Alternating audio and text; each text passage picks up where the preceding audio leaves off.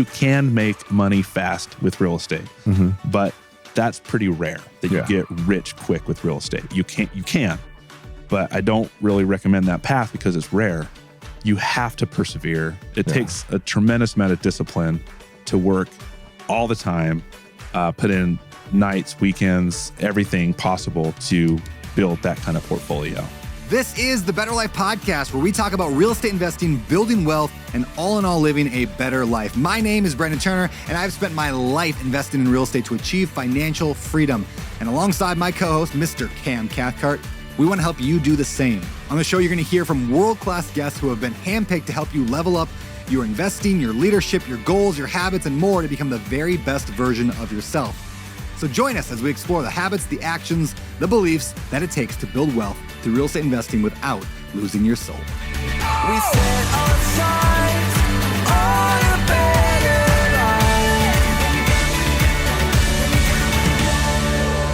life. This is the Better Life Podcast. Brandon Turner and Cam Cathcart. Cam. Cam. I'm gonna always make fun of you for that. I know. I gotta start saying it. No, I like the differently. radio No. voice. I like it. Yeah, it's just my You could thing. just be like Cam Cathcart, and then nobody would listen and care. Cam Cathcart. Well, you know what people will care about? Today's episode. Oh my goodness. Did you like that? That's great. Did you like that transition? That was amazing. That was a good transition. Speaking of amazing episodes, so today's episode, I'm going to go back a year. A year ago, I approached today's guest. His name is Travis Hanson. I said, Travis, you are one of the best real estate investors I have ever known. I look up to you a lot. You're smart. You're also a college professor. Like, you teach at a college. You're an attorney. You do all these amazing things. Will you teach a class for the Better Life Tribe? And he did. He taught it, I think it's 12 weeks. He did it live every week, and we have them all recorded. It's called Investing in Real Estate in an Unstable Market. And every week was like how to do better this, like better math, better management, better deal finding. And it goes through everything that you need to know about a difficult market. And he crushed it. People absolutely loved it. So just throwing that out there as a little tip. If you are a Better Life Tribe member, you can watch that. You definitely should watch that. It's amazing. If you're not a Tribe member, what are you waiting for? It's Sign an up. accountability mastermind that is going to change your life, because true accountability, like real, like pure good accountability and education and goals and habits, all that, it's going to change your life. So join the Better Life Tribe, abetterlife.com. But that's our guest today, Travis Hanson. And we're going to talk all about how he got 650 units. 650 units, lawyer, professor, CEO, buys businesses, police officer. We talk a lot about, buying businesses today, which was fun. We haven't talked a lot about that since we had Cody Sanchez on the show over a year ago. So very cool topic today. I'm excited to let y'all know more about Travis Hanson. So, all right, with that said, let's get to the episode with Mr. Travis Hanson. This episode is brought to you by our friends at TurboTenant and Ballpoint Marketing. These two companies are big supporters of the show, and they know how to work with real estate investors and help real estate investors grow their businesses. So be sure to stay tuned to hear how you can get, discounts and free stuff from them both. And as you probably know, all the profits from this show go to charities of the guest choosing. So when you listen to the sponsors on the show and you work with these hand-chosen by me sponsors, you're actually doing good for the world. Now let's get to the show. Travis Hanson, What's man. up? Welcome to the podcast. Being on Maui is awesome. It's pretty great, right? So glad to be back. I mean, not like I was just here a few weeks ago. I do have a bone to pick with you about that. Okay. One of my best friends texted me and was like, hey, are you buddies with Travis Hanson? And I said, yeah. And he was like, he's here in Maui. And I was like, oh, Yeah.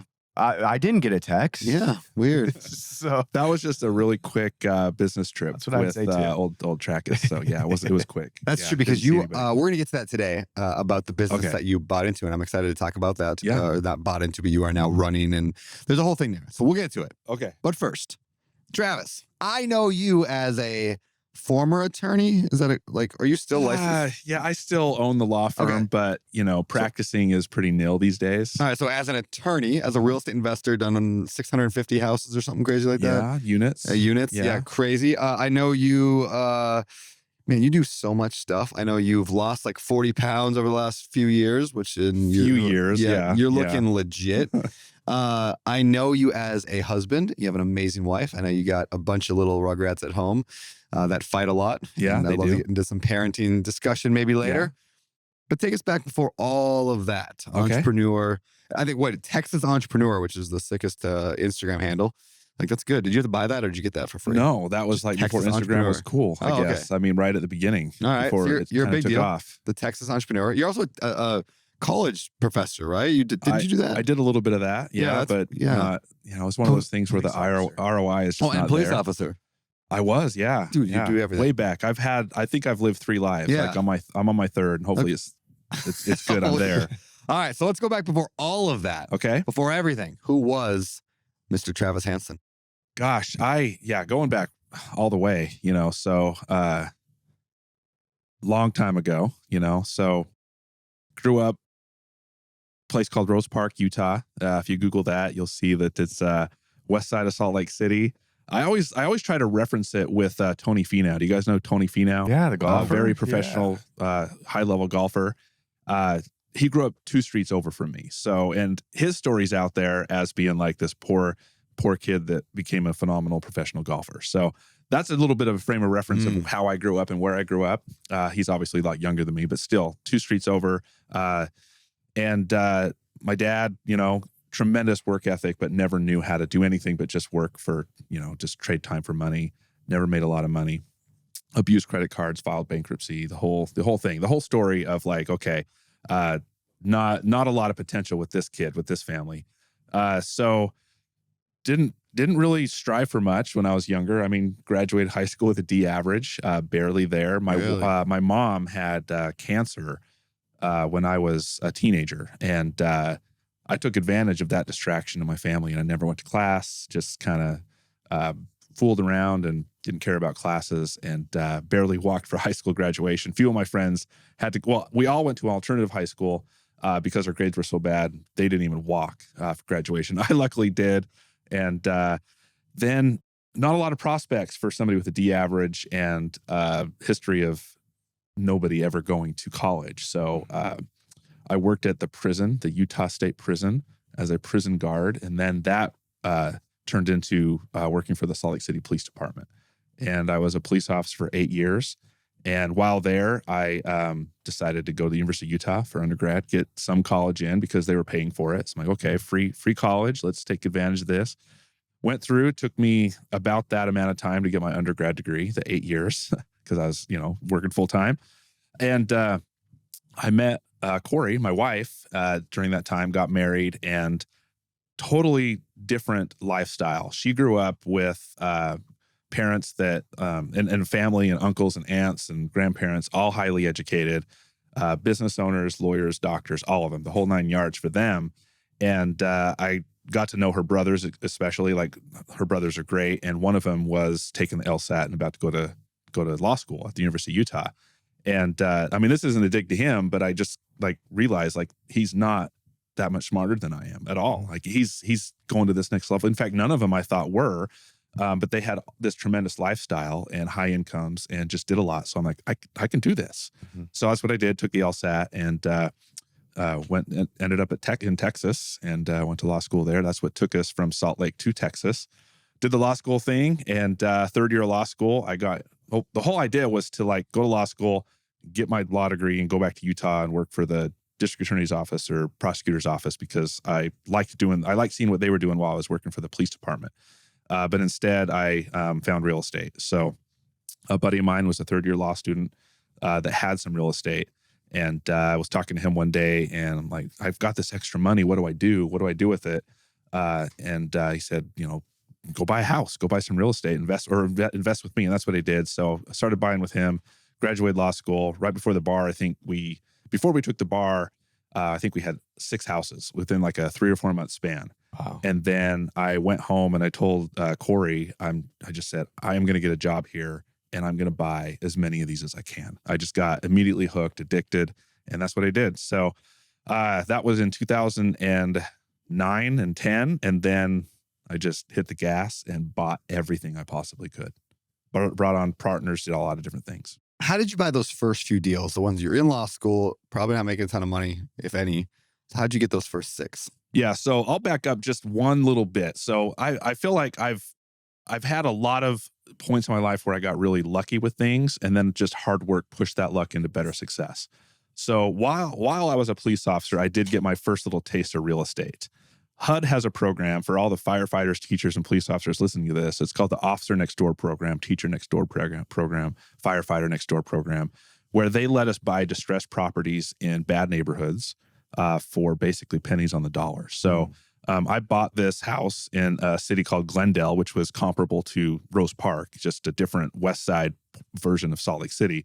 I think I bought this house for like $30,000. It was destroyed. So it was the first taste of what can people actually do to a house. I've seen far worse since, but just absolutely destroyed. Bought it for $30,000. And this was like in 2004, and fixed it up, lived in it. And the only requirement they have is HUD requires you to live in it for 2 years, police car out front, try to make the neighborhood better type of environment. And then you can sell it. Graduated from undergrad, moving into law school about 2006-07. And that's when everything was really high, right before 08, before everything just fell. So there's this house I bought for $30,000, probably put $30,000 more in. I'm at $60,000. We sold it for $200,000. And I took, so right out of the gate, graduated undergrad without any debt, and then had $120,000 plus heading into law school where I had scholarships. So that's where I had the extra money to begin with to buy the first few houses with my buddy.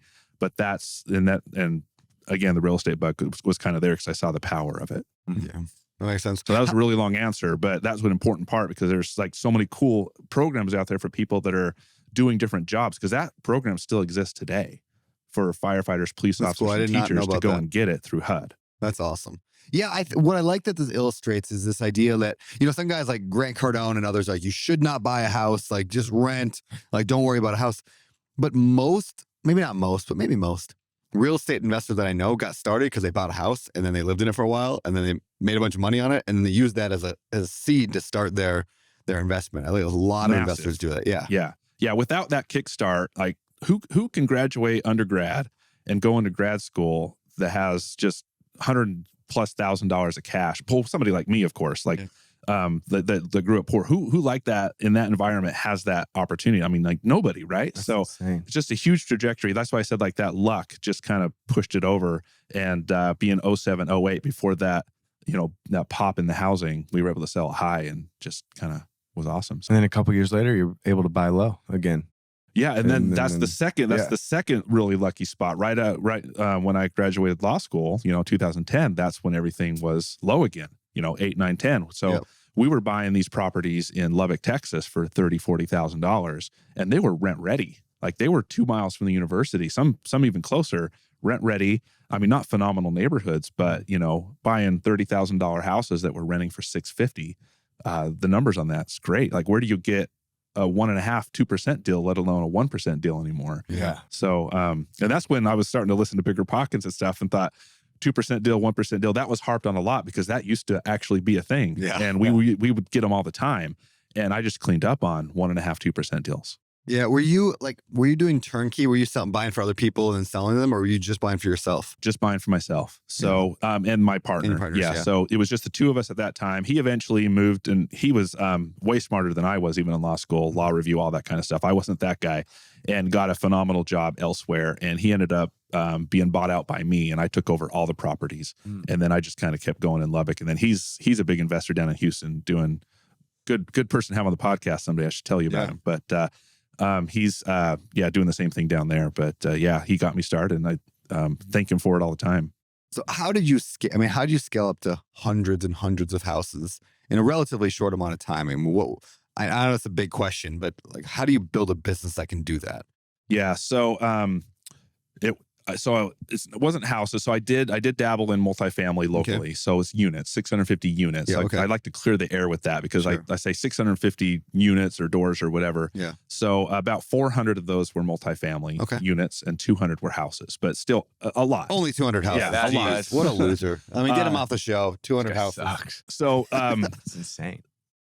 I'm talking about like the lucky parts of my life that I capitalized on and then persevered through. So again, graduated law school 2010, another really lucky thing fell in my lap. It was right when the American Reinvestment Act, ARA, whatever it was called, whatever the acronym stands for, it's been so long, but it was stimulate the economy with different ways to big grant programs. And right when I graduated law school, one of the big things was moving physicians from using paper health records to electronic health records.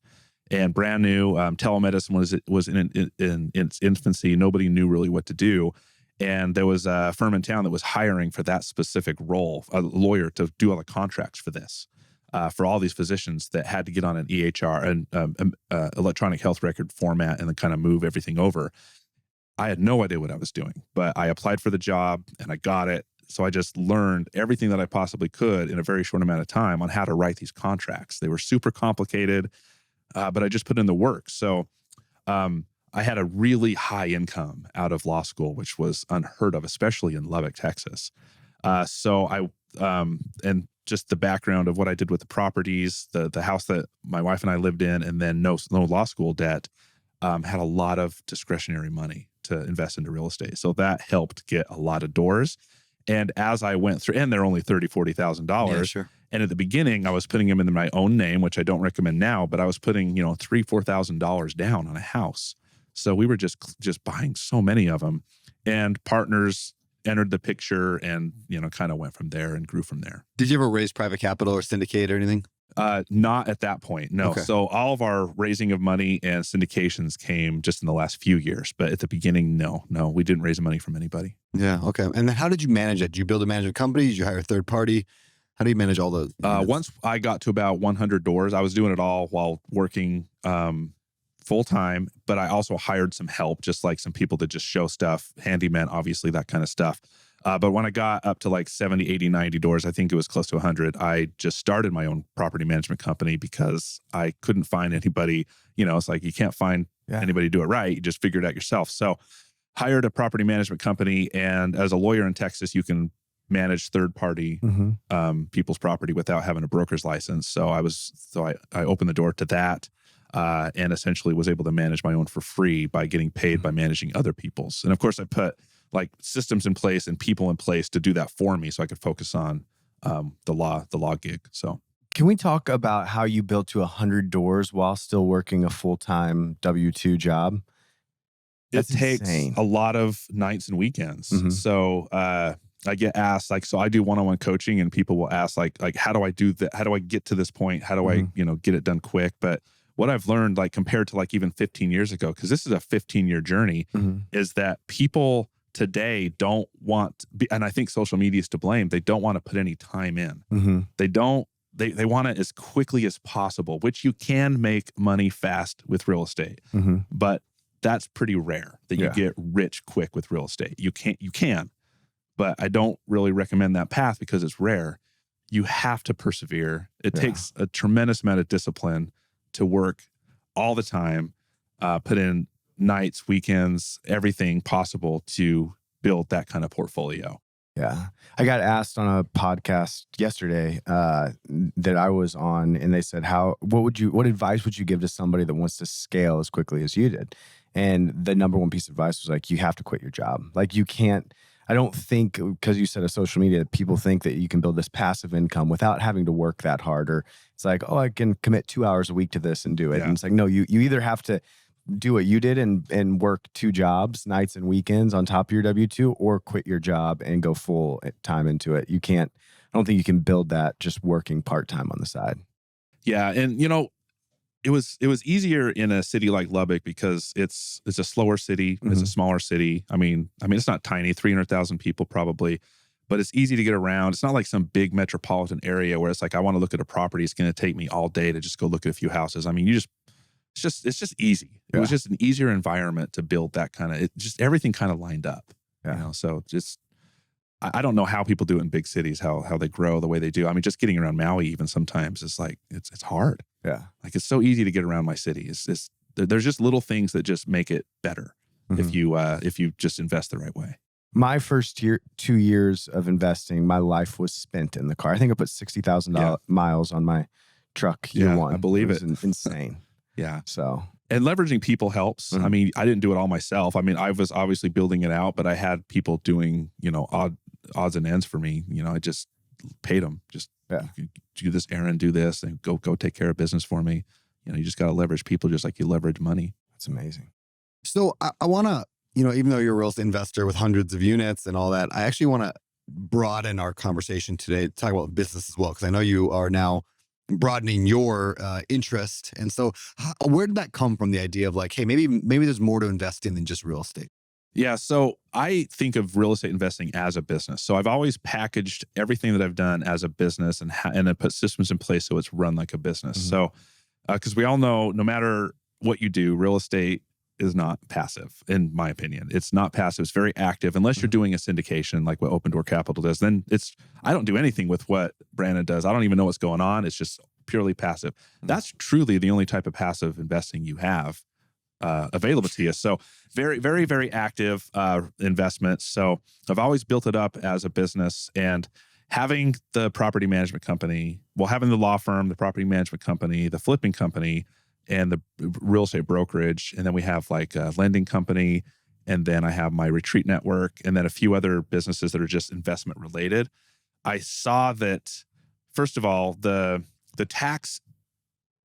So, okay, let me back up. The tax issues with investing in real estate, and this is probably going to be a little controversial, are not as great as people claim they are, because recapture is a thing. It's going to come back. It's only a delayed tax benefit. So I used to get really gung-ho about, I'm going to invest in so much real estate because the tax benefits are just so amazing, which they are, but they're temporary. Okay. They're unless you never sell or 1031, but that's true. At some point. But don't you want to enjoy your money? Yep. Yeah. So if you never want to enjoy your money, absolutely, it's fantastic to take advantage of 1031 exchanges and all the depreciation, and let it be somebody else's problem when you pass away. That's great. That's a great tool. And I think a lot of people do it for that reason. It's legitimate. But if you really want to enjoy your money, someday you're going to have to pay your taxes. And I've always paid my taxes on all my real estate. I've never 1031 exchanged ever. I've set up 1031 exchanges for people through my law firm, but I've never done it myself, because I'm like, okay, I kind of weigh it out. And I'm like, I'm just going to enjoy this money. I'm going to pay my taxes, move on with my life. So, but the tax benefits are there, but people have to be educated on the fact that recapture does come back. Can you explain for those who don't know what recapture is? What is that? What does that mean? Sure. So let's say you own a bunch of real estate and you're depreciating over 10 years, and then you want to sell it. If you don't 1031 exchange into something, which is also a deferment method, it's not an avoidance method, is that the IRS comes back and they recaptures most of all that depreciation, and that tax does come due. Even though you're saving money on taxes every year, like I don't pay any taxes really any year. This year I'll actually have to pay, but because I'm buying a whole lot less real estate, but I haven't paid in years, maybe a decade. Yeah. Someday, if I were to sell all that, which I will eventually sell all that, I'm good. And if I don't reinvest in either 1031 or do what Amanda Hahn calls a lazy 1031, I'm going to have to pay all of that I saved back, or at least a good chunk of it back. Not all of it, but a good amount of it's going to be recaptured back, and it will come due. So yeah. And you can, like, there's strategy with like what your tax bracket's going to be, but who knows what. Yeah. I mean, that's a political thing. Who knows what the tax brackets are going to be as they go? I mean, the way we're trending, they're going to be higher. So the argument I would make, just to give a different perspective or to push back, and I'm not saying you're wrong in any way, because you're way smarter than me, but if because I did this in one of my books, I can't remember which book I did, but I did a side-by-side comparison of two investments where you 1031 the whole time or you pay taxes the whole time. And at the end, even if at the end of 10 years, 15 years, you pay the taxes at the end of that, because of the compounding effect of being able to use the government's money to buy more real estate. Absolutely, yeah. Right? It's dramatic. I mean, it's 10 times bigger at the end of the day than paying the tax individually. You just don't use the money that entire time. You can't access it. Well, yeah, and there's huge advantages on 1031 exchanges, because you can generally buy properties you never would have been able to buy. Yeah. So there are definitely pros and cons for sure. Yeah. But like, just the reason I kind of navigated more towards businesses and not necessarily just in real estate. I'm still buying real estate, but I kind of got more comfortable with paying the taxes, a little bit more comfortable, because I've had a high income for a very long time, and it's just part of my life. Like you pay taxes. Like my wife's sitting right there. Like she always says, "How much are we going to pay this year?" And I don't have that benefit of never paying zero taxes, because I'm okay with selling property and just moving on. And I think like our highest year we paid $280,000 of taxes. I mean, it's a lot of money, but that's a good problem to have, right? Like that's like that flex of, okay, I made this much money, so that's a lot of, I'm okay paying that, writing that check. It's not a fun check to write, just like property taxes is a terrible check to write, but it's just part of the thing, and it could be worse, right? So I have a few really rich friends who spend a tremendous amount of time, like entrepreneurs spend a tremendous amount of time trying to avoid taxes, and they call me and I try to consult with them, and like we're going through all these strategies, and I'm always like, man, like yeah, you owe a couple $100,000 in taxes, but you are an entrepreneur with a mass amount of potential. Just go make $200,000 more and pay the tax. Like it's actually easier to go make that money than it is for you to try to save that money. Yeah. And, Well, but it's hard. People just hate paying the taxes. I know. And I'm not saying I love taxes at all. Right. I just know that it's just part of having a high income and being a business owner. And I've come to terms with it. So before that reason, I've navigated to like some bigger things, like buying businesses or buying into businesses and trying to look into that more. And I know the tax benefits aren't as great, but I'm learning that the payoff and the ROI, if you do it right, is bigger than what real estate could be. Why is that? And how can you explain that? Like, what does that mean that the payoff could be bigger? Yeah. So like, for example, I'm part of one like big spray foam company that's in the Northwest. So spray foam? Spray foam, like, insulation. Okay. They do a lot of things, but spray foam is the biggest thing that we do, but we do the rolled insulation, everything. So we're looking at 2 more companies. We have letters of intent out on 2 more companies, and we've been researching like these businesses through and through. We're going to send the books over to our CPA to like dig in and see what, because when they post it, they've got their seller's discretionary earnings. And one of them, let's say, for example, it's $700,000. That's what they want. That's what they're saying their cash flow is, $700,000.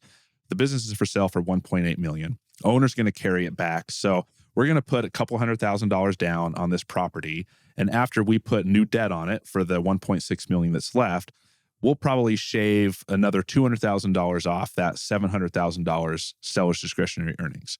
So we're putting $200,000 down on this property or on this business that is going to give us $500,000 of cash flow. I don't know any real estate deal where I can pay $200,000 down and get paid $500,000 a year. Now that's a lot of taxes we're going to have to pay, but that's a lot of money. Yeah. Like $500,000. You're basically, you're getting your return in the first quarter of the year. Your full amount down is paid back to you in the first quarter or the first third of a year. Now, I've never seen that with real estate. Now, you have to find, obviously, that's just what the books say. Yep. So a CPA is going to dig in. We're going to really look at it and see what's happening. But I'm looking around at businesses to buy, and a lot of the numbers are pointing to that direction. If you guys read Buy Then Build, fantastic book. So that's that. If anybody's looking to buy a business, read that first. And we're looking into some of these numbers, but that's what we're seeing. And I've never been able to do that with real estate. But what about the argument, hey, 90% of businesses fail, yet almost all real estate over time succeeds? Like, I mean, yes, people fail, but like, so it's a risk kind of a situation, right? So how do you overcome that 90% of businesses fail? And is that true? Yeah, so it is true. I think that most businesses do fail. But we're looking at businesses that are established. We're looking at businesses. That's huge, yeah. So we're buying. So what does the book say? You're buying for the future, but you're paying for the past. So that's what we're looking at. We're looking for businesses that have been around for a very long time. We're not going to rebrand them. We're going to keep their brand. We're looking at reviews. We're looking at their customer list. We're looking at everything they have going on. A lot of due diligence. There's probably a lot more due diligence than buying a business than there is buying real estate. So there's a lot more active work involved. But yeah, that's the key, is finding businesses that have been around a long time, that have a great track record, that have a lower likelihood of failing, but that doesn't mean they still can't fail. Yeah. Yeah. And I think that's where the big difference is. People think entrepreneur, I'm going to go, and this is what that book really talks about, but I'm an entrepreneur, so I'm going to go and I have this great idea that if I have dogs that have only 3 legs and I can walk them, I can make a bunch of money doing that. And then they pour their life savings into this 3-legged dog walking business. Guess what? 90% of the time, those businesses fail. Yeah. Yes. Like I've heard 90% of franchises succeed. So why would a franchise succeed at 90% and not a business? Because franchises have been around. They got a system. They got a brand. Yeah. So I don't recommend. So if anybody's listening to this, they probably see me on there. So maybe two or three people listening to this episode today. My mom. If you are my wife, my mom, maybe one of my kids on accident. But if you're investing in real estate and you're doing well, and especially if you're younger, don't change lanes. Like I changed lanes once a long time ago and bought a restaurant, and it was a bad idea. Okay, it did fail, and it's one of my biggest signature failures is going out of my lane, buying a restaurant, and trying to think I could do something different. But I had the financial means to do that. Most people don't. That's very troublesome. And you're, like you said, your life savings get poured into a business you want to buy. That's not a good idea. The safer way for most people to invest is just stick with real estate because of the long term. So buying new businesses and going out the way I'm what I'm trying to do now, I mean, I have 15 years under my belt building businesses, running businesses of different caliber. It's probably not recommended for everybody. Mm-hmm. Yeah, really good point. Why did the restaurant fail? So it didn't necessarily fail. It failed. Well, it failed for me. So Okay. the restaurant was making money, but like 3%, 4%, razor thin margins. And I was putting in a ton of time trying to, and so was my wife, just tons of time managing the manager, managing the employees, so much turnover, it's just a headache. So it's very, very busy. So in terms of like finances, it was doing fine. It was producing, it was taking care of everything, it was paying the rent. But I was comparing it to what I was making in real estate, and it was massively different. I was making so much more money in real estate and so little time on it. And to me, that was a failure. Like I put all this money into something, it was making hardly anything compared to putting way less into real estate and making a lot. So is that just because it was a restaurant, or because it was just a badly run business, or because you didn't have the expertise, or what do you think led to that mostly, or all of it? All of it, definitely. Yeah. So it was something I wasn't very equipped. I didn't have a lot of knowledge on it, it's a different world even. And this was a basic restaurant. Like it was a hamburger place. So it wasn't complicated. It's just different. And I didn't give myself enough runway to really learn like the ordering of the food. All the workers had child support issues I had to file with the state, just so many complications that I never thought of. And I just thought, man, real estate is so simple. Yeah, What even made you want to buy that restaurant? What's that? What made you want to buy that restaurant? Good burgers. The food was good. I loved it. That was probably why I gained so much weight. But anyway, so yeah, I wanted to do something different. I want to do something fun, and it was for a while. But yeah, just shiny object. I mean, that's what we do, right? I mean, we get excited about something and we go after it, and not everything works. Yeah, wife. Yeah. High-end beef. Big, So your wife was right. big sore spot in the big sore spot. Yeah. Wife was very right. I'll never live it down. Well, before I want to bring in the show sponsor here in a second, but first, tell me about your wife. She's right over there. Yep, she's in the room. Hi. Listening, fact checking everything I say. What do you love about her? The best thing, well, okay, I keep going back to this. We're entrepreneurs, right? We are hard to handle. So we are all over the place. We don't work, from 9 to 5. We have new ideas all the time. Our mind never shuts off. Being present is very difficult. We travel all the time. And we just always have another big thing we're trying to explode upon. And she just supports me. Just absolutely, no matter what I want to do, including buying a restaurant, she just stands behind me. She sticks up for me. No matter what I am wearing or what I say or what I'm dressed like or have a booger hanging on my nose, she is just on my side 100%. She just, she is just like, we are an absolute team. So it's, I don't think all marriages are like that. I think that, and in fact, I know a lot of entrepreneurs where it's a mess because they're all over the place and their wife is like, no, you got to do this, get home. She just lets me do my thing. She's a stay-at-home mom. She just takes care of the kids, which is a huge job, but she doesn't have an obligation outside of that. So she lets me do everything else and which I think attributes to a lot of our success, my family's success, is because she just lets me run without any type of restraint. It's It's great. huge. Yeah. All right, let's talk about today's show sponsor and bring that in. But before we do, we give 100% of the profits of the show away to charities of the guest choosing. So where are we sending the money from today's show? Yeah, so I thought about this a little bit because of the pre-call that we had with Stetson. And I looked up some cancer stuff because my brother passed away from cancer last year and my mom passed away from cancer when I was young. And I just saw the likelihood of that money actually going to some of these charities. I'm like, I don't like that.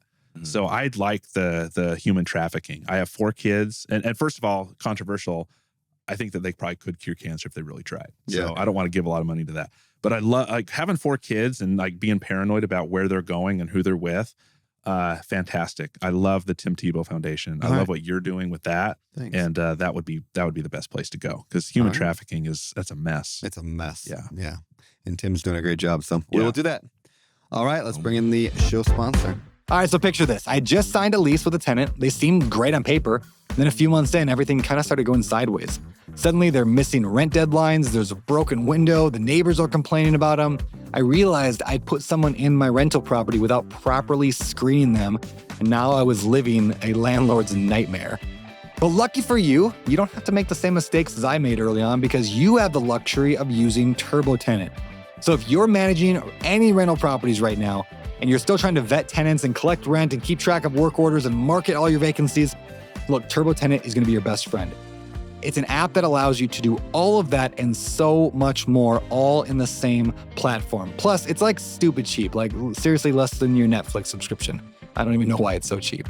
And if you want it even cheaper, I got a discount for you. Just go to turbotenant.com/betterlife and use code Brandon10 for 10% off. Or go to my Instagram and DM me the word toolbox, and I'll send you a link to a bunch of cool free tools that they have, like the rent estimator, financial freedom calculator, and more. Hey, so many of you have heard me tell that story about how I bought my daughter Rosie a fourplex, like a rental property, the week she was born, and how we put it on an 18-year, mortgage payoff plan so it'll be paid off when she graduates from high school. So essentially, my tenants are paying for Rosie's entire college. Now that's pretty awesome, right? Not to mention, it's also making almost like $1,000 a month in cash flow. That's double awesome. But I don't think I've ever shared really exactly how I found that deal. So here goes. I found it through direct mail marketing. And here's how. I simply built a high quality lead list of a lot of names and addresses of potential sellers, and I sent out a whole bunch of mail to every person on that list. And then I talked on the phone to a ton of people, and then I finally got one person that was interested enough to sell me the property, and I got a deal at a great price. So building that giant lead engine like that, I mean, it works, but it takes a ton of time, knowledge, and effort, which can really slow down an investor's growth, which is why I reached out to my friend Ryan with Ballpoint Marketing. I asked him to sponsor this show because they're the best at doing everything that I just talked about. Like, they're literally going to help you build your entire lead engine. You're gonna get a one-on-one call where they're gonna help you figure out what you want and then build your lead list for you. Their robots are going to handwrite the postcards with a real pen, which is super cool. They're gonna send them out, and they'll even answer the phone calls for you. Plus, they'll help you track it all inside of a CRM that they create for you. I know, it's crazy awesome. And it's going to help you land way more deals consistently. And because you're awesome and because you listen to this show, you're going to get a discount when you tell them that I sent you, or just use code Brandon when checking out with them. I love Ballpoint Marketing and officially recommend them to all my friends and masterminds. So if you're ready to kick your deal flow up a notch, getting more quality leads without pulling your hair out, just go to ballpointmarketing.com/betterlife. Or just shoot me a DM on Instagram with the word ballpoint, like one word, ballpoint, and I'll hook you up with them directly. Today's show is sponsored by, what's the burger place? Bob's Burgers. What was it called? What was the name of it? Burger Eam. Burger Eam? Yeah, they were mostly in California and Nevada, Oh. and then brought one to Texas. All right, let's get back into buying businesses a little bit more. So Okay. knowing what you know now, I mean, not that you're the world-renowned expert on buying businesses, but you're into it now, you're moving that direction. What have you learned is like dumb? And what was a good choice you've made so far in kind of pursuing that? What mistakes have you made? What would you advise people if they're trying to get into that? So one of the things that I realized from the beginning is the numbers are big. So the income potential is massive. So in real estate, we live and die by cash flow. And that's tough to get these days. And cash flow is usually pretty slim. Like, if you're getting $200, $300, $400, $500 a unit or $500 or $600 per house, that's really good cash flow in my experience. But when you're looking at at businesses, you're seeing just like massive gross income amounts, like hundreds of thousands of dollars a month, off of business, or millions of dollars a year off of business. Now, of course, the equity increase is not as easy as it is with real estate. I'm learning. Like, you can go into a multifamily property, obviously, and fix it up and, adjust the cap rate a little bit, do all these things, make these tweaks, and you can increase the value tremendously. It's a little bit harder with a business. You can do it, but the business has to be distressed. But buying a distressed business, I've learned, is that big risk on, okay, it's going to fail, 90% chance it's going to fail. Buying a business that is operating well, that's been around a long time, that's making a lot of money, that's really hard to increase the value significantly. Mm-hmm. So, but the biggest difference and what intrigues me the most is the gross income potential of those businesses by making some adjustments. And they're big numbers, and I just wasn't used to that. And it's really opened my eyes. That's so I'm cool. excited. How did you even start getting into buying businesses? So, last year, I had some reflection in my life with a lot of things that I was doing. My brother passed away from cancer, long battle of cancer. And I was kind of really questioning what my next move was going to be with like businesses and with real estate and with some other things. It just really made me reflect a lot. So I been part of like these Maui master classes with all of you guys for a long time, and fantastic network of people. And I was thinking maybe I want to go back into, I've worked C-level type of jobs, CEO, CFO jobs before. And I thought maybe I want to get more into that instead of real estate. And I was just kind of down, I didn't know what I wanted to do, but I'm not somebody that just like, I don't really care much for golf. I don't want to I want to be one of those guys that just retires and just doesn't do anything. So I was trying to find something good to do. And so I sent a note out to the Maui Masterclass and said, hey, if anybody is looking for anything or knows anybody within your network of people, hit me up. And one of the guys in the class, he actually lives here in Maui. He was had bought into this, invested in this 15-year-old spray foam company about a year and a half ago, and they were looking for a CEO, CFO type of role. And he got the note from me and called me the next day and flew me here to Maui, and we talked about it. That was when I was here several weeks ago. Yeah. And I jumped at it, and negotiated some terms, and I'm all in with him now, and we're just looking for more to buy. So it's been fun. Are you going to buy other spray foam companies and kind of roll it all up together? Or what's the goal? Are you just buying businesses? Yeah, so we're looking at spray foam company in Phoenix and one in Dallas. We have LOIs on those, and they've been around 30 years, so we're not going to rebrand them. Okay. We're just going to keep them going as is if we end up pulling the trigger and buying them. And then we're going to expand the one up in the Seattle area. We want to bring one here to Maui because we have a person here, and definitely want to expand all through Texas. Okay.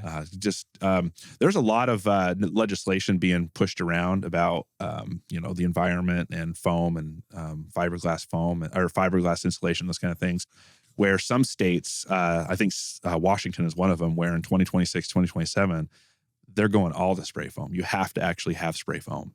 So we're looking at those kind of things and, trying to stay ahead of that. But business-wise, I want to look at anything that AI can't replace very soon. Yeah. Roofing, plumbing, HVAC, electrical, those kind of things. Because eventually, I think we will see robots replacing roofs on houses and those kind of cool things. I just saw a video on the line the other day, and it was it's going to happen. That was laying shingles and just moving. It was the same technology. It said it was the same technology as they used for the football camera above the X and Y axis camera thing. They just did that on a roof, and they attach a wire up and down both ways, and the thing can now move over a full roof. You still have to carry the shingles up there, somebody does, or drop them and set them in the machine. Yeah, but eventually, But it's going to happen that will replace, maybe not in our lifetime where it gets real serious, but like plumbing, digging under the ground, those kind of things. And you guys probably know this too, owning so much real estate, is like our tenants, like the younger generation, even the generation behind them, they don't know how to fix anything, you guys. They don't know how to do anything. So then it's going to get worse. Yeah. So I think service industry is huge, and we're going to try to buy as many of those as we can because it's going to be in high demand, especially if people stay in their houses longer. They're going to start breaking and all kinds of things, and maybe invest more in Home Depot. I don't know. I think there's some things going on with that. I got a buddy who's starting a business, or he started a long time ago. It's just growing right now, but I think it's a phenomenal idea. He's going to kill me for telling it on a podcast, but he basically, which I don't think ideas are nothing. It's all execution. So somebody can execute on this and make a lot of money. His whole premise was like old people, as they get older, are unable to fix their own stuff. And so he's doing a subscription service for like older people to take care of their, any small maintenance thing that go wrong or changing air filters, all that. But the key to it is you don't advertise to the parents, you advertise them to the kids. So it becomes a benefit. The kids buy that for their parents, this maintenance plan. And I think the same could apply for the younger generation. It's like, I don't want to deal with anything, so I'm going to pay this monthly subscription revenue service that all maintenance on my property, there's conditions, just get taken care of. And we have warranties and stuff, but they're kind of, I don't know, that's crappy. Brilliant, though. Yeah, isn't that? Yeah. Because I would pay a monthly subscription service. Yeah, because nobody knows how to fix anything anymore. Well, my grandparents, they got older, they still are older, and we live about an hour. My parents live about an hour away, and so every time something broke, my dad would hop into the car and drive an hour, work on something for 10 minutes, drive an hour back. if you pay a couple $100 a month and you Yep. just know anytime something breaks. Yep, they're gonna take care of it. Yeah. And a lot of times it's something super simple Yeah. too. Yeah. And a similar idea. I'm I going want to to start it. Yeah, are you gonna Do it. Okay, let's see it. You got a friend. Well, I was gonna say another thing is if somebody right now came to me and was like, "Hey, for $100 a month, if your car breaks down at any point, anything goes wrong with your car, we'll take it to the shop, we'll arrange the thing, we'll pick it up, take it there, take it back, and we'll change your oil every 6 months, and we'll make sure your windshield wipers fluids up and put your car tabs on." They're like $100 a month. I'd be like, deal, done. They're like $200 a month. I'd be like, deal, done. Yeah. Like I don't want to think about my car, and the younger generation I think is much more like me. Versus like you're a car guy, Travis. I am not. I don't know how to fix them though. Yeah, I don't either, wouldn't right? touch. I wouldn't touch my car. don't I'd wanna- break something and it'd cost me 10 grand. Like so. it's annoying. Almost every single wealthy person in the world that I know right now does not want to take their car to Jiffy Lube, schedule the appointment, sit there and wait in the lobby, scroll through the magazine for 20 minutes while yeah. their car. I hate all of that. I don't want to do it. So I just don't. Yeah. I just don't change my oil. And so like, Well, I think my last oil change was like $700. So yeah, I don't and want it's to touch it because expensive. if I break something, oh man. but I would pay so much more for the convenience. And there are so many people out there who do it. And now I'm not saying that the business is going to work, but that's the way I like thinking about like, what's a problem that I have that other people have, especially problems that wealthy people have. I think it would work. Yeah, I think so Yeah. too. I would. Yeah. And monthly subscription revenue is my favorite revenue. Like that's why I like real Yeah. estate. But when you get monthly, like I love it. That's why every SaaS company in the world, Microsoft and all of them are moving, like Google, YouTube. It's all monthly reoccurring subscription revenue. Yeah. And if you focus truly on things that AI is not going to replace, like Yeah. AI is going to replace our world in 5 years is going to be completely different. Completely different. Absolutely different. But not for plumbers, Yep. not for electricians, not for roofers, not for that kind of stuff. That's going to take a lot longer. I Yeah. think, so. Cool, man. All right. I want to shift a little bit over to parenting. As somebody with 4 Okay. kids, Yeah. what mistakes have you made as a parent over the past? Oh, How old are your kids? 14-year-old daughter, Okay. 10-year-old son, 8-year-old son, 6-year-old son. Where have your mistakes been? Parenting is hard. It is the most rewarding thing, but it is so hard, as you guys know. My wife and I, we talk about this all the time. Like, how bad have we screwed up our kids? Like, I think we talked about it this morning on our walk. Like every morning we just get out, we walk the Wailea area, and we're like, okay, what did we screw up today? Like my 10-year-old, for example, he's in everybody's business. He just stirs the pot all the time, and we just get on him and we're hard on him. And it's like, are we doing this the wrong way or the right way? Or like, you're just always questioning whether you're doing anything right or anything or everything wrong. Not a little bit wrong, it's everything wrong. So I don't know where I've screwed up. I guess time will tell. But I hope for the best that we're not, and I hope that we're doing the best that we can. I think it goes back to like what I talked about earlier about being an entrepreneur. I think, and a business owner, I think one of the biggest challenges I have, even when I'm home, because I work from home, I'm always home, is just being present when I'm there. Yeah. There's a massive difference, as we all know, about being in the room, but actually being present. And that's my biggest problem. How about technology and screen time? How do you navigate that? It's hard.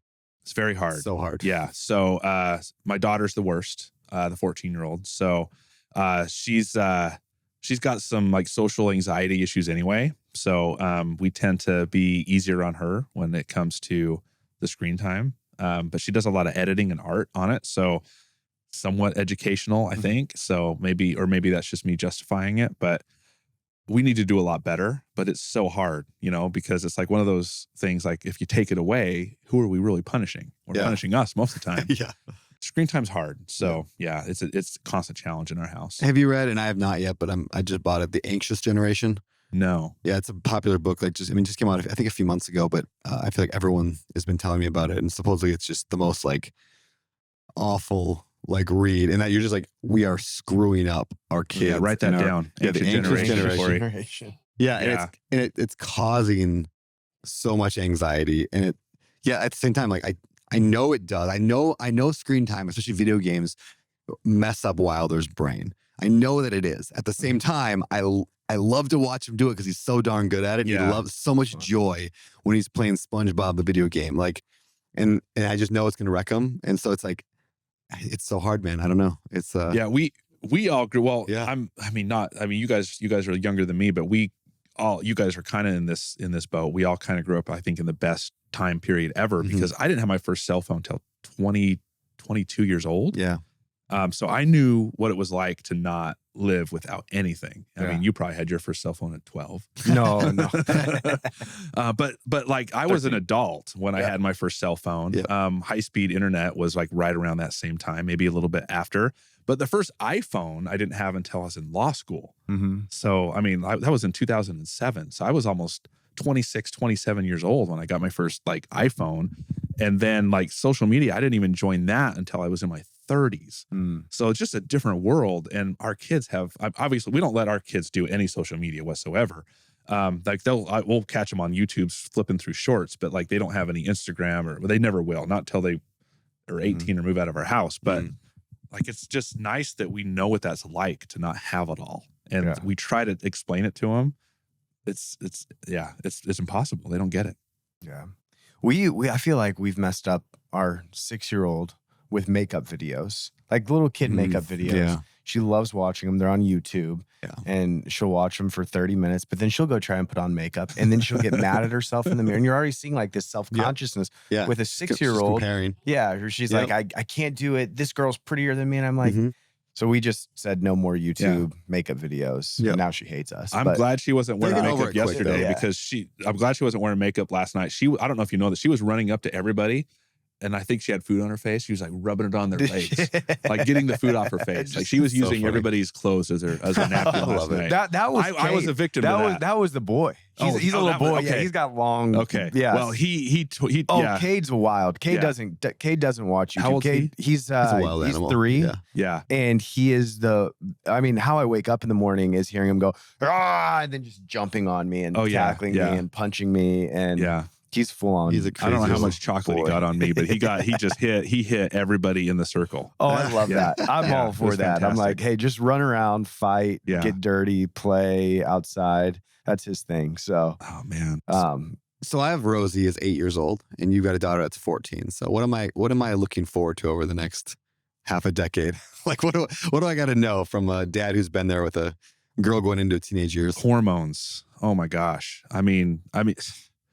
It's rough. Like she's already been really hard. She's been kind of a tough kid her whole life. But hormone wise, when she hit that point in her life, which was, in the last couple of years, last year and a half, you just know she just gets mean. Like she just gets mean. We just kind of leave her alone. And but it's kind of weird. Like she's like most kids her age, they'll want to like retreat to their bedroom or like be alone. She'll just be a pain in the ass right there, right out in front. Like she won't leave to get the privacy to like, because most teenagers, they want to retreat. No, she's a pain in the ass right there in the middle of our whole life. So that's what hopefully Rosie will be like a normal teenager and leave the area and be secluded like most teenagers want to do, but not her. No, she makes everybody miserable for as long as possible. There's that movie Inside Out, the Disney movie Inside Out, about the little creatures that like, live in their brain. Good. It's so good. I cried during that movie a couple of years ago. I watched it with Rosie. New one comes out tomorrow. Yeah, it's out. Like, yeah. I'll go see it, but I'm gonna cry during that one. Probably even worse. That one's even more like because they're older. She's a teenager. Like in that movie, but it was wait. Yeah, she started getting this little attitude. I'm watching that movie. First of all, Rosie, when we were watching the first movie, I mean, she's probably 4 at the time. Like she, like doesn't really understand everything that's going on when we watched Inside Out. And she said something. It was like something like, Dad, I don't know why, but I feel so sad inside. And I was like, I was crying, and she had never like it was emotion in a movie because that movie is so darn emotional. And when she's like breaking away from her parents, doesn't want to talk to them, I was like, this is coming. It's rough. Yeah. And I'm like, I always hear that girls are harder at teenager. They're easier younger and they're harder in the teenage years. And boys are usually opposite. But so I'm like, Rosie's perfect right now. And I'm That's like, great. That's so hang on to that. I know. I'm like, I'm gonna love her no matter what. But our daughter, hands down, has been the hardest from day 1 till day 14. Really? Day 14 years old. Our 10-year-old boy, he's tough, but he's a 10-year-old boy. Yeah, I mean, he's just gonna do what he does. Yep. And then the other 2, the 8 and the 6-year-old, like they'll full on wail on each other, like haymakers.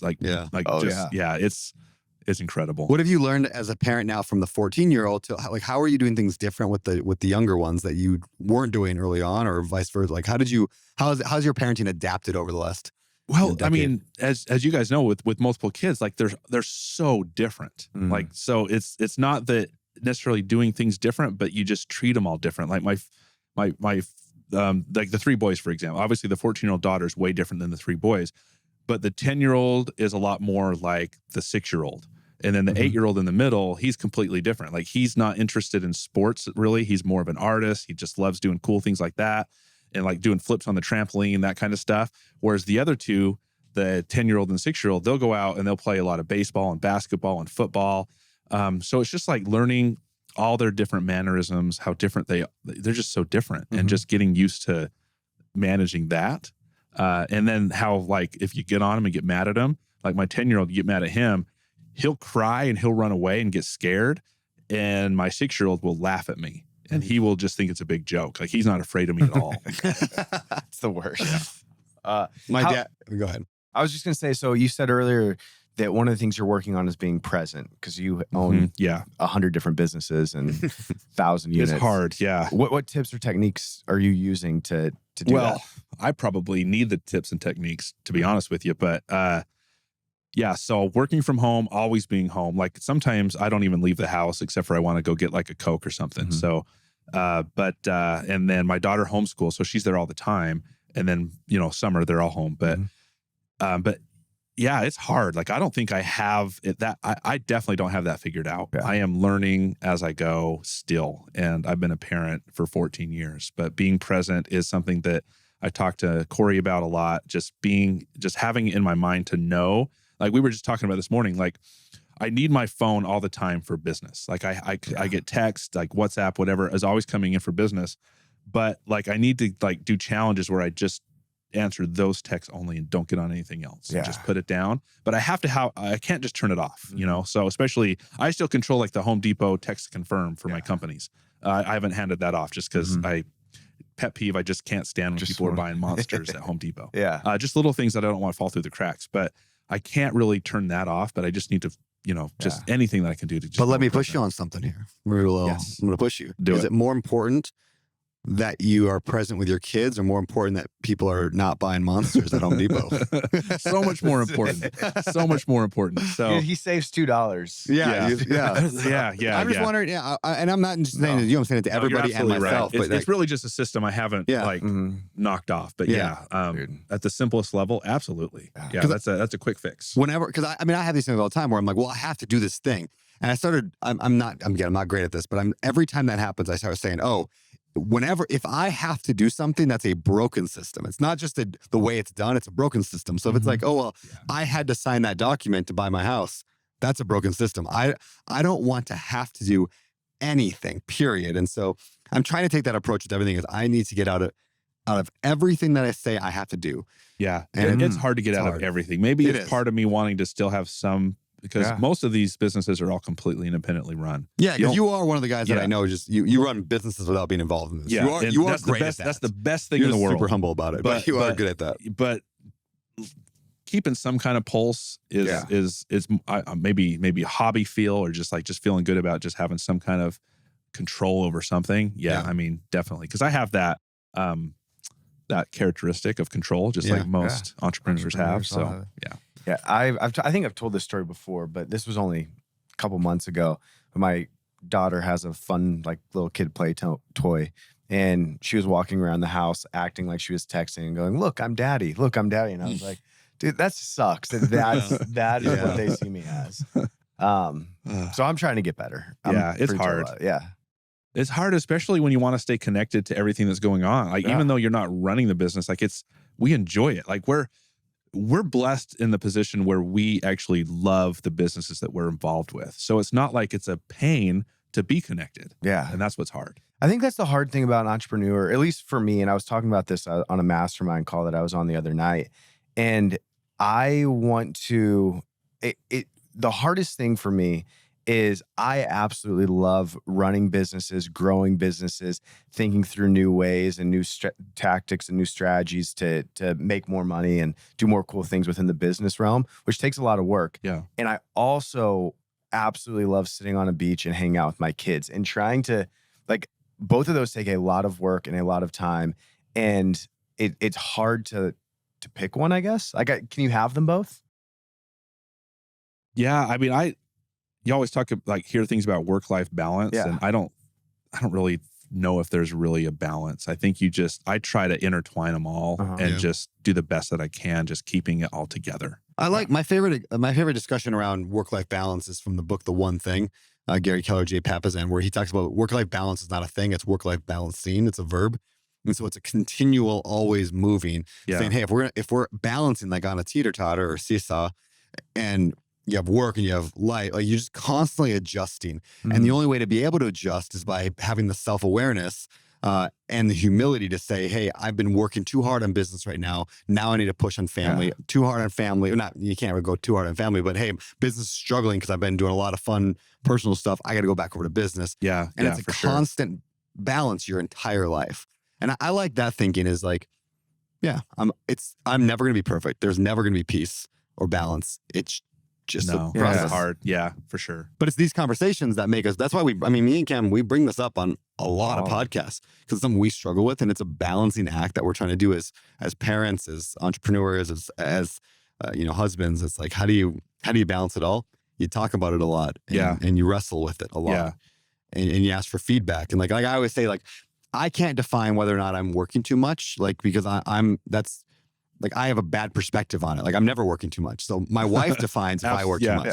So I have to have a mechanism for discussing that with my wife that I've been working too much. And then she can let me know. And then, okay, she's the barometer. She's the temperature gauge of my life, not me. That is exactly how ours is. Like, I don't know when I'm working too much. I don't know when I'm traveling too much. I don't know when I'm doing too much of anything, but Corey tells me. Yep. Yeah. She lets me know. There's also a part of that too, though, that because we always ask people, at the end, we're going to ask, like, who are two pivot people? And a lot of people talk about their dad and they say, because he showed me what hard work looked like. Yeah. And so I also want to be cognizant of that, of like, it is important to work hard and show your kids like, hey, I'm a very hard worker and I take this seriously because your kids are watching you. Yeah. No, you're right. Like, my dad never made a lot of money, but I have his work ethic. Yeah. He had a tremendous work ethic. So yesterday Wilder was whining, maybe crying's the wrong word, but whining. It was like 1 PM. He's like, you have to go back to work. Cause I came home for lunch. He's like, you have to go back to work. And I'm like, yeah, buddy, I got to go back to work. And he goes, why can't you play with me? I'm like, cause I have to work. And so I sat him down. I was like, this is what we do. Like, my job in the family is to provide for the family, and I have to work, and I take weekends off. That's why Saturday is our family day and our Sabbath day, and we spend the whole day together. I'm trying to like always instilling that is like, I want him to see. AJ Osborne told a great story about that way back in the day.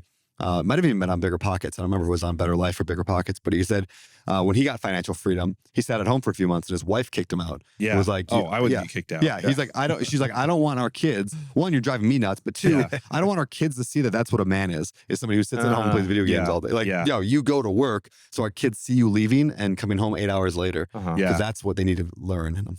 It's still hard to explain to my 6-year-old though, like, why at 10 o'clock in the morning or 11 o'clock, I can't go play catch. Yeah. He's like, I've got a call coming up. He's like, why can't you play catch with me? I'm like, I just can't. Not right now, but I will later. Yeah. I'm trying to, and this, I'm not good at this yet, but this is what I'm trying to do is time block those things for my kid so they know it's coming and they know, every day. Yeah. Every day from 5 to 7, there's no phone. Dad's in the house. We're playing a game. And that goes to like I would rather spend 2 hours or even an hour or 20 minutes intentionally with my kid than 5 hours on a phone. There's obviously a balancing act there. The whole, what's the Andy Elliott story you always tell? His wife. Yeah. It's like, I spend 20 minutes a day with my kids. Yeah, that's all they need. Yeah, it's like, well, there but it is a good, I get what she was going with that. Yes. Anyway, all right, man. Let's talk about 40 pounds ago. So, oh man, yeah. I showed you a picture yesterday of yourself. I had a picture of you. Wait, I want to. Where's you this picture? I can show it to you. I can show the whole world. Actually, if everybody go, I'm just kidding. I showed you a picture of yourself, and you were not pleased with the way that picture looked, and you said use a new picture, and I said, give me a new picture. It's crazy. So Brandon was putting together like the 10-week course in Better Life that I had taught, and he was going to put a picture to the course, and he showed me the picture. I'm like, I'm totally being punked. There's no way that he's really going to do it. He was really going to put it out there. I thought you looked fine. Well, you were right. You looked a little hevier than you did today. So what I was definitely definitely heavier. So how'd you get there and how'd you get out of it? Gosh, when I was working as a lawyer, I mean, I was just, the perks were amazing. Like just per diem on all the travel, and I got to eat at all these great restaurants, and I took full advantage of that, whatever hundreds of dollars a day they let me use for food. all these restaurants, all these cool things. And of course, you know, it's a different kind of busy when you're working as a 9-to-5 job or a lawyer job. It wasn't really 9-to-5. It was like forever. But it's you're at a desk. You know, I was a contract attorney, so I was writing contracts and editing contracts. So that was before walking treadmills were a thing. You know, I just sat there all day and I put on the pounds. Like I started law school probably about 180, and when I left the practice of law, I was at 210. So 30 pounds really. Okay. Well, actually more like 220. I was probably close to 220. So it probably was a full 40. But I'm down to 170 now. So I'm lower than I was even when I was in law school or before law school. So yes, what have you done? I weigh about what I did when I was 20, which is huge compared to what I was. Yeah, you look great. So what are you doing? What's your workout? What's your diet like? It's so simple, you guys. Like it's just time and calorie deficit. That's really all that matters. Yeah. And believe me, like I have tried everything. I've done all these different kinds of crazy things. I've done whatever. Anybody that gains weight tries every diet under the sun, every carnivore diet, whatever. Just keto. What are all? You just name it. And it's there. Intermittent fasting, Mediterranean whatever. diet. All that matters. It all boils down to one calorie meal deficit. a day. Nothing them is all. more important than just eating less than you burn. And the hardest part of that is actually just figuring out what your maintenance calories are. And then after that, it's just math. You figure out your maintenance calories, which I use this Garmin Fenix 7, which I think is the most accurate of any watch I've ever had to track like what I actually burn. I've done Apple Watches and those kind of things, but this I think is far better. And I finally have it down to, I think, plus or minus 50 calories on what my maintenance calories are, inclusive of when I work out. And then I just eat less than that. What are your maintenance calories? It depends on what I do that day. Really? So like when we hiked the volcano and did all the bikes this week and all that, I was at like 4,000 calories burned that day. Yeah. So it's okay. I can eat a little bit more. And that's what I do. I don't want to lose more necessarily. It's not about how much I weigh. I know I'm using numbers on weight, but it's the body fat percent that I care about. So it doesn't matter if I weigh 200 or 170. I just want a 10% or less body fat. Yeah. And I'm there. So you just want to like dial into like, okay, if I'm burning more, I'm just going to eat a little bit more and just keep track of it instead of it takes counting calories and all that nonsense. But Yeah, what app do you use to track it? MyFitnessPal. Okay. Yeah. Yeah, I'm using Lose It right now, but they're very similar. Yeah. The annoying thing with that though is like, both annoying and maybe this is just my own problem, is like, one, you go out to eat, it's really hard. Like it's hard. Like what is a taco at Coconuts like protein and calories? I have no idea. It's hard. Yeah, it's hard. And then two is like, even if I'm at home, like having to enter it for every little tiny thing. But that's where I say is that's the problem, is if I actually entered it like this morning, I'll be vulnerable here. This morning I get up, I'm like, I'm gonna skip breakfast. I almost always skip breakfast. I'm not quite intermittent fasting, but basically. And for the same reason, it's just calories. Like there's no magic to intermittent fasting. It's just like, I skip a meal. Yeah. So I'm skipping breakfast. But there's a chocolate muffin on the counter from Costco because my wife. Those are good. Yeah, I think I mentioned it on the show before. Maybe I haven't. Maybe I'll announce it officially now. But I think you I don't know. have. You haven't. I don't think I have, but yeah. Anyway, my wife's pregnant, and so so she is buying chocolate muffins from Costco and the poppy seed ones. So it's just sitting down on the counter. I hold like 12 of them, right? Yeah. So I'm like, I'm not going to eat a chocolate muffin. I'm not going to. There's no way. Yeah. But I'm going to take a knife and I'm going to just cut for sure a little piece Just of a it because sliver. there's no calories in a sliver. Yeah. And so I eat that, and then like 20 minutes later, I'm getting ready, and I just took another sliver. Yeah. So I probably had 4 slivers this morning. I have no idea how many calories that was, and I didn't count it. Yeah. But that's why I am not at a 12% body fat. Yeah. It's because of the slivers. Yeah. And it's something that I'll be vulnerable. Yeah. It's something I struggle with. Like I've always had that struggle. Maybe it was back to like high school wrestling. I don't know, where we had to suck weight to make weight. I've always had that in my head though. Like, okay, like what do I need to do to cut weight or do whatever? So, I was talking to Corey about, I don't know if it's the level of I need to go get professional help, but I feel great, and that's all that matters, right? So, and of course, like obviously with a calorie deficit, protein, a lot of protein, and I do work out every day. So that's it. Just it's math. Just That's probably math. the single greatest tip I've heard on, and that's worked for me for weight loss and for getting in shape, is simply like hit 200 grams of protein a day. Like if I'm focused on just that, I'm not focused on not eating stuff. I'm just focused on I need 200 grams of protein. But in order to get 200 grams of protein, I got to have protein for breakfast, protein at a snack, Yeah, protein yeah. at lunch, protein at a snack, protein at dinner, and then a protein afterwards. So it's Greek yogurt, it's chicken breast, Yeah. it's steak. And if I do that, the chance of me eating the other crappy food, the slivers of little things, and way, way lower. So like, if I just focus on the positive, I just need 200 grams of protein a day. Everything else kind of takes care of itself. Yeah, you got to get the protein's really important. You can't just be in a calorie deficit on fruit or vegetables. You have to have some protein. Yeah. It makes a big difference. Because there's also a huge difference. I've said this before on the show, but I'll say it again now. It's like, you can be 180 pounds strong, especially as a man, right? Yeah. Women too. You can be 180 pounds strong, or you can be 180 pounds, skinny fat. Yeah. With small little shoulders and little arms. You don't want and that. And you don't Yeah. want that. So Yeah. it's not just about weight, it's about look. And so, yeah, the protein helps maintain the mass, especially for a dude, while losing the weight, ideally. And so, if I can lose weight and have some size, Alex Felice, again, this is what I've said before, is I once asked Alex Felice where he got his shirt. He's wearing a shirt. I'm like, where'd you get that shirt? It looks super good on you. He goes, I got it working out at the gym.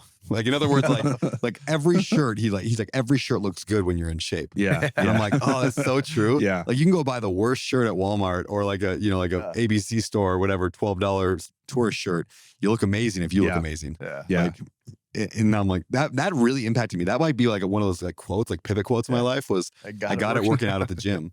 Yeah. And he didn't mean about the shirt at the gym. Yeah, it works. Yeah. But with a little bit of with a lot of discipline, obviously. I mean, that's one of the reasons why it does get easier is just having a lot of discipline. But after that, it's just math, and then I think anybody can just lose hundreds of pounds, just math. Are you a disciplined person? Would you say, or do you struggle with self-discipline? No, I think that is something that I'm very blessed with. Is I have a very, very high level of discipline.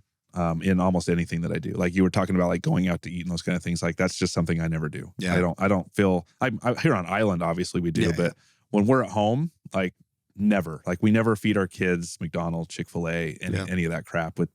We're terrible parents because of it, by the way. You said, where am I failing? Like we get yelled at home because all their friends get McDonald's or Chick-fil-A. They're like, I'm on you team guys kids. suck. You guys for are this terrible. You never get us Chick-fil-A. I'm like, no, you're not going to get Chick-fil-A. So you're eating some good food. Like I'd rather, and it's not about the cost. I would rather give them a really high quality steak every day than go and get them chicken nuggets or something. Yeah. So Yeah, good stuff, man. Yeah. Well, hey, we got to start moving toward wrapping this thing up, but we got a few sections first. Let's get to, I'm going to go back to the buying a business because we are at the how-to segment of the show where you're going to teach us something, supposedly, that you prepared on how to do something. So I have written here, how to buy a business as a real estate investor. How do we do that?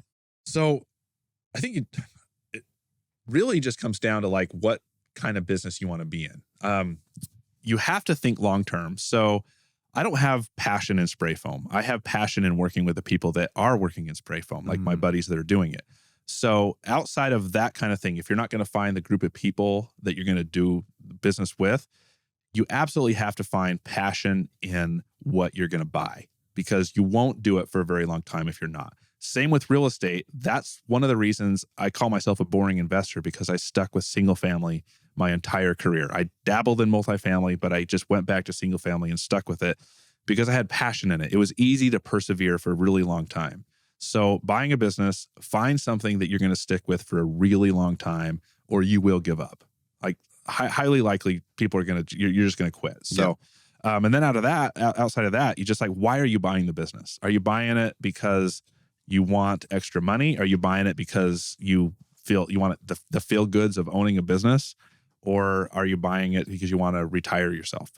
Most businesses that people will go in to buy because they want to replace a job, you're basically just buying another job if you're not setting it up right. So don't invest in a business if that's the case because you're going to be working a 9 to 5 and then you're just going to have another part-time job or 2 full-time jobs. So know your purpose, find a passion, and then really know why you're digging in to do it. And then after that, just like you just carry on and just put the systems in place and bring people on that are better at something than you do. Or the best reason to bring people on is they're going to do the things that you don't want to do. That's the best use of people is in any business or any circumstance.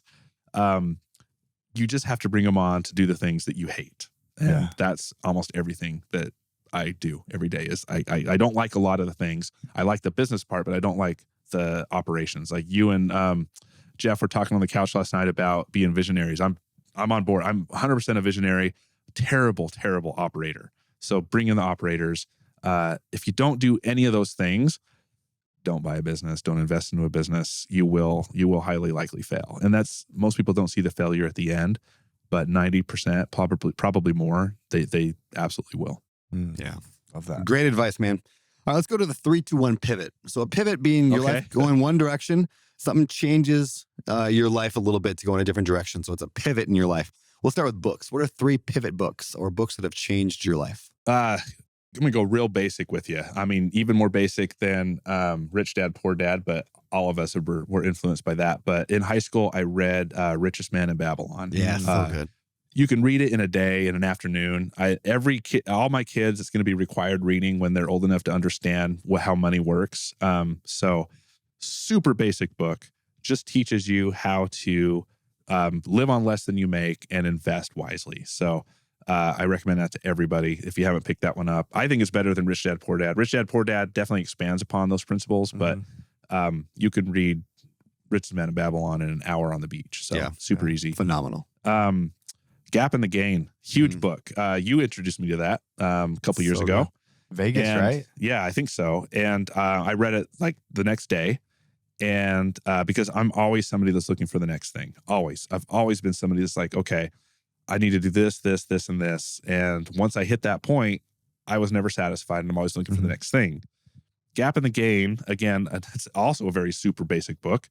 It just teaches you to, like, weight loss, for example.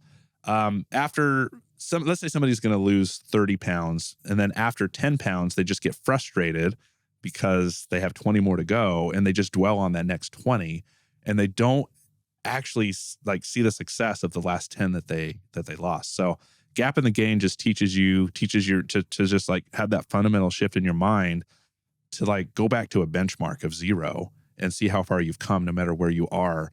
And when you truly like try to click with that and remind yourself of that, it kind of makes the next like that drive to always go to the next level less important, because you just see the success and where you've come from. So was it 3 books? Yeah, 3 books. You said, Gap and Gain, one more. Spam.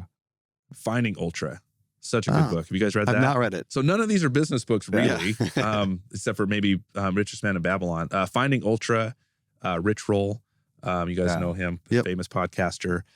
This is a guy that's like, he was like a middle-aged guy, super unhealthy alcoholic. And he, I think around age 50, became like the fittest man in the world, fittest man alive, or one of the fittest men alive.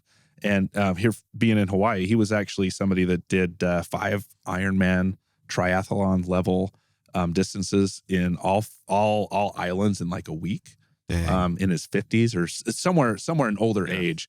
And it's just a book about just absolute discipline and just like having the light switch in your head and just trying to have a better life. And that's another podcast that's fantastic. You got to get him on here, man. I know. That'd be awesome. I know. Rich Roll's amazing. There was somebody, maybe somebody listening to the show can remind me. Somebody I know was really good friends with Rich Roll. And they told me, they're like, oh yeah, Rich is one of my good buddies. Happy to introduce you sometime.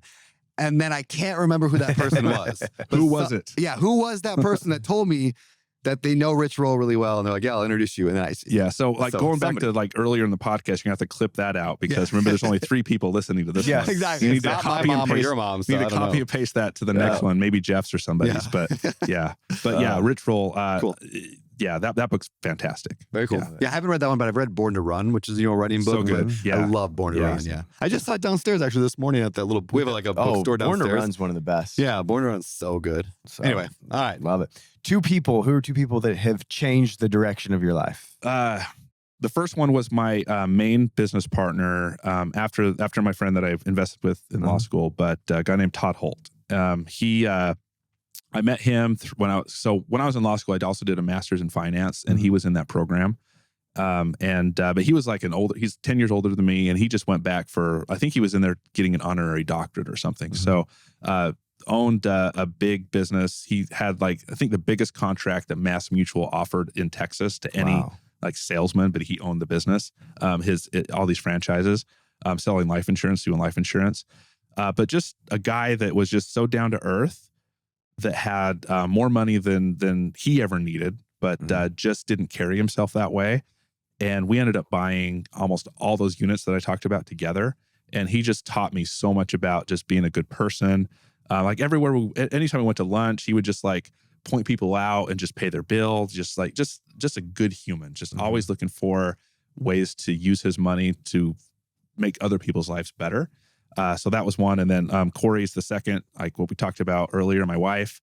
So just like being an entrepreneur is hard, and having, you cannot get to our level or anywhere near it without an awesome person. Just like I said before, just absolutely no matter what, sticking up for you, being on your side, and letting me do anything that I want to do. Like if I need to travel to Brazil, or if I need to travel to here, or if I need to go anywhere, or just buy this or invest in that, without question. Like she might be like in the back of her mind, like, oh, not again, but absolute undeniable support all the time. Always has been. So you can't do that without good people in your corner. You guys should go get matching tattoos that say like my ride or die. Gonna happen. Ride or die. Where'd we go? Coconuts the other night? No, we went to a gas station and it had you can get your smokes, your vapes, and your tattoo in one spot. Right there. So we'll go there next. Yeah, we'll do that. Yeah. All right. Yeah. I'm going to make up a new question here, not in the 3-1 pivot, just because I'm curious because you mentioned travel. This is one of my favorite questions lately I've been asking people. You got one more trip left in you for the rest of your life. You can only take one more vacation ever. Forget about visiting family. You can do those, but just for enjoyment vacation, you only get one more vacation for the rest of your life, and it has to be somewhere you've already been. Where do you go and why? Your last vacation for the rest of your life. I would probably go back to Kauai. Ooh, Yeah. wow. Yeah. First time I ever came, I love Hawaii, and that was the first island I ever visited. This was 20 years ago now. And we've been back a few times since, and I love Maui. I think it's great. Maui has a lot more like commercial things to do. Like you can probably make a better living here for sure. But Kauai, there's just something just magical about that island. Just slow paced, and not that Maui's not, but it's just at another level. Yep. So Kauai for sure. Cool. Yeah. All right. Well, pivot quote, a quote that has changed the direction of your life. You know, I'm not a big quote guy, but I kind of, I guess I kind of am, but that Tim Grover quote, you guys, he says, I even had to kind of put it down. If you think the price of winning is too high, wait till you get the bill from regret. You guys heard that one? No, I love that. Yeah. Yeah. So, I mean, that's huge for me because I think about, like I do a lot of one-on-one coaching, and most of the people that I coach are really high income people. They're physicians, they're attorneys, orthodontists. Those are the three that I have right now. And one of them has bought a piece of property. The other two are toying with property. They're such great people, but getting them to like pull the trigger and move on. And I think a lot of it is they already have the high income. They don't necessarily have to do it. But as a mentor, you're trying to get them to do something. It's frustrating to see them not pull the trigger. So I hate to see people have regrets because there's nothing worse than regret. So Yeah, but the top 5 regrets of the dying, like number 1 is like living a life that wasn't your, like living a life that somebody else thought you should live and not your own. It's like, that's the number 1 thing people regret at the end of their life is like, hey, I didn't take risks to do a big life for myself. I just played it safe. So yeah, it drives me nuts when people are for years and years, I just want to get into real estate or I just want to build a business or start a business or anything. And they don't do it their whole life. Yeah, it's very frustrating, especially when you're rooting them on and you're like, hey, you like do this. Go ahead. Yeah. They just don't do it. So it's very frustrating. All right. Perfect. We're going to move to the past, present, future section. Okay. That was good, right? What does that mean? Yes. What's going on? What does that mean? So if you could go back in time and talk to 20-year-old Travis, what would you tell him? What advice would you give him? I would tell myself to find, because I've always had that drive. Like even though I grew up the way I grew up, for some reason I always felt in my mind that like I was going to do something big. Like I always felt that, but I didn't know how. I would tell myself to find the people that are doing exactly what I want to do, and just latch onto them. Get mentored by them. Do anything. Get coached. Whatever. I think the biggest life hack and the fastest way to just move forward with things is to find somebody else and just get them to just teach you how they did it. Yep. Just mimic. Just copy them. Like it's the whole Michael Jordan, Kobe Bryant thing. Like Kobe Bryant himself would sit on a couch just like this and say, there would not be a Kobe Bryant without a Michael Jordan. Yeah. Like just mimic the best and then just try to figure out from there what works for you. In the Better Life Tribe, whenever we do like goal setting, whether it's quarterly or annual goal setting, one of the questions I always make people ponder and discuss, like when in their goal setting, is who already crushes it in this area, and then what do they do? Because like it puts you in a different frame. It's like, oh yeah, that's what I always say that about like Elon Musk or Tony Robbins or whatever the person. I'm like, oh, I want to do what they do. Well, what do they do? And it's like just do what they do, and you'll get what they get. And it's like it's shockingly how simple that is and how well it actually works. Yeah, and that's the big difference. Like, and that to go along with that, like the difference between motivation, because you can see what everybody's doing, and then the difference between discipline. Huge separation from those two things. Because we can watch memes or go listen to people or whatever and get super motivated about all these cool things that people that are doing that we want to do. And it's so easy to do and get motivated and excited about it. But then it's the discipline that takes over. Okay, what are the 50 next steps you need to do every single day, year in and year out to get to that point? And that's where a mentor can help you, I think. It's just getting the discipline to feed off that motivation. So that's what I would tell myself for sure. I think I didn't buy my first piece of property till I was 30. So I can't imagine if I would have started when I was 20. All right, what is something you've done in the present, in the past maybe year, that's improved your life, given you a better life? It could be a habit, a trade, an action, something that you've done differently. Getting involved with this spray foam company has been so much fun. It's only been 3 months. So that's what we're only less than halfway through 2024. And just the fact that these guys that are doing it, and Mike, who you guys know, we spent last night hanging out with him, just going into business, like similar to what you talk about it all the time with Open Door Capital, going into business with people that you have tremendous respect for and you have fun with being around and you enjoy their whole family and your spouses and everything, and then being part of something that you can make bigger is just that. I can't think of a better way to live your life, like business-wise. So, Beautiful. Awesome. And then for the future, what would you want someday down the road? What would you want your kids to say about their dad? How would you want them to describe you? He was a legend. He was a legend. No, just that he always just took care of them. I want them to feel that no matter what, they were the priority. Because I have a lot of demand on my time from different avenues, but I want them to feel that they were the most important thing. Yeah, that would be awesome. Awesome. Love it. All right, let's wrap things up, man. First of all, what are you excited about? What's coming up in your life that you're excited about personally and or professionally? Buying some more businesses. It sounds like a lot of fun. I think that 2024 will close out. Hopefully we'll buy several. We have a 5-year vision to take this, I think it's a $13 million company to a $100 million company. So very aggressive. But it'll take a lot of businesses to buy to get to that point. So and then I'm not even thinking that far ahead. I'm excited to leave here and go to the beach. So I'm excited. This is going to be awesome. Love it. And where can people find you at? I've tried all the social media, but the only thing I really do is Instagram and at Texas Entrepreneur. Texas Entrepreneur. Yeah, I'm on some of the other ones, but I don't mess with it too much. Well, I appreciate you. Thank you. Thank you. Good to have you here, man. You're a good friend. You're a good guy. A good mentor to me. So I appreciate everything you do. Yeah, it's been fun. Love it. 3-way. Boom. And that, my friends, is the show. Thank you for tuning in. And hey, before you go, if you enjoyed this episode or if you just enjoy the show in general, please consider leaving us a rating and review wherever you listen to podcasts. We really do value your feedback and we read the comments. We make future decisions about topics and guests and everything else. Plus, it helps us reach more people, and the more reviews we get, the more people hear it and watch the show and share it, and it's awesome. Last but not least, please head over to social media. Consider befriending me, following me, subscribing to all that stuff at Better Life and my personal page at Beardy Brandon, especially over on Instagram, YouTube, and really everywhere else. So thank you again for listening. I'm honored that you would bring me along on your journey toward building wealth through real estate investing without losing your soul. Now, this show is about living a better life, but if you want my opinion on what it takes to live the best life ever, just go to abetterlife.com/best life to hear some of my views on life and spirituality. I think you'll like it. abetterlife.com/best life. With that said, thanks for listening to the show. We'll see you next week.